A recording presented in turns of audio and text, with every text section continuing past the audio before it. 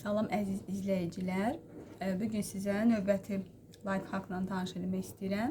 Mən hər dəfə yağ alanda asan olmaq üçün bu yağı əvvəlcədən doğrayıram. Yəni belə bir yağdır. Üstünü göstərmirəm, reklam olar. Bunu mən belə hissələrə böləcəm.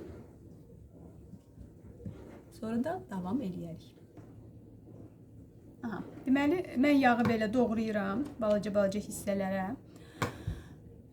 və mənə lazım olanda bir hissəsini götürüb qoyuram yağ qabıya.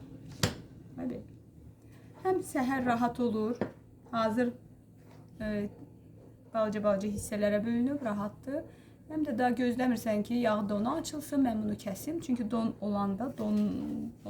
olanda kəsmək biraz çətin olur. Amma belə rahatdır. Yəni siz də istəsəz bu üsuldan istifadə edə bilərsiniz.